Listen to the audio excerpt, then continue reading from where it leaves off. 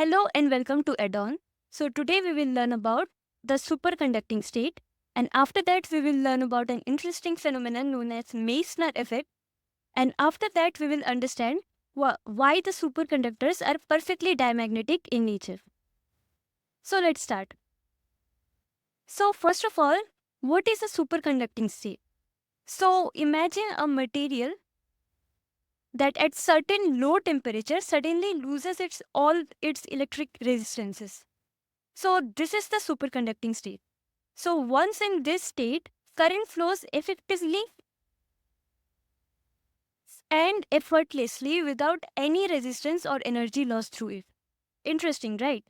So now can you guess what are the three factors affecting this superconductivity? That's right. The temperature, current, and the magnetic field. So these three parameters controls whether a material can transition into superconductivity or not.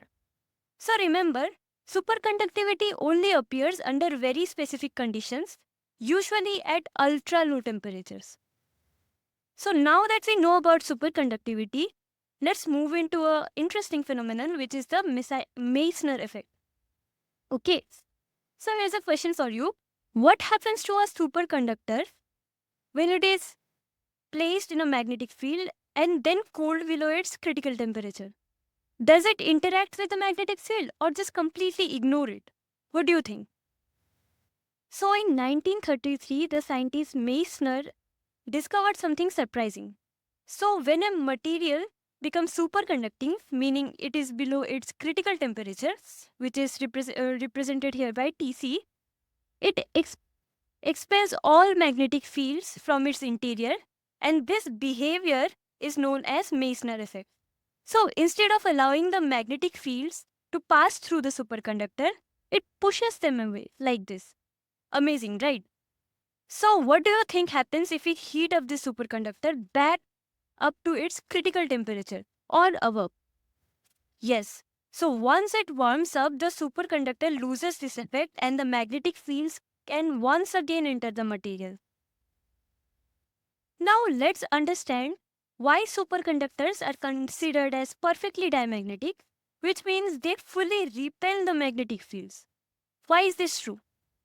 So when a superconductor is below its critical temperature, the magnetic induction inside it, represented by B, is 0. So mathematically we can express this as mu 0 multiplied by H plus M, where H is the magnetic field to be applied externally and M is the magnetization produced within the specimens. The magnetic induction inside the specimen will be D equals to mu 0 H plus M.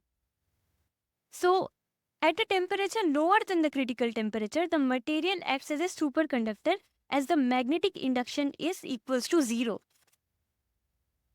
So if M is opposite of H, what does that tell about the material's magnetic susceptibility? Yes, the susceptibility is given by M by H and it is equals to -1. So a susceptibility of -1 tells us that the material is perfectly diamagnetic. And this means it cancels out the magnetic field within itself. So to summarize, a superconductor below its critical temperature not only carries electric current with zero resistance, but also repels all the magnetic fields, making it a perfect diamagnet. So the next time you hear about superconductor, remember that it's both resistance-free and it has remarkable magnetic properties. Thank you for watching.